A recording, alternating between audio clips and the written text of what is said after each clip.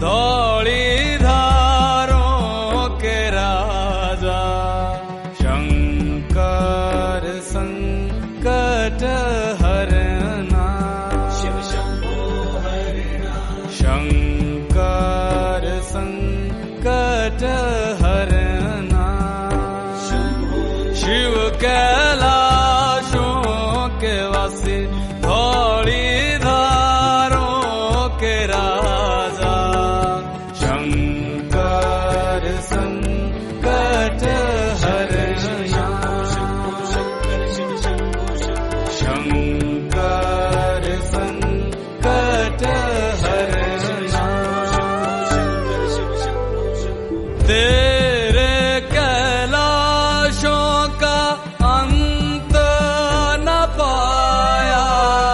तेरे कैलाशों का अंत न पाया अंत बेअंत तेरी माया ओ भोले बाबा अंत बेअंत तेरी माया शिव कैलाशों के वासी धौली धारों के राजा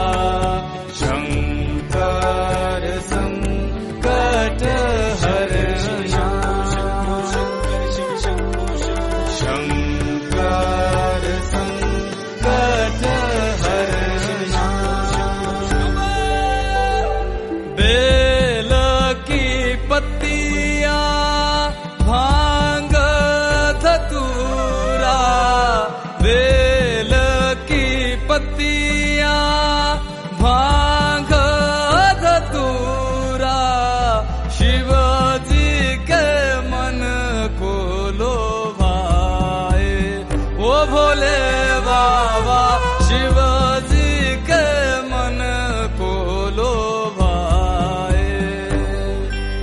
शिव कैलाशों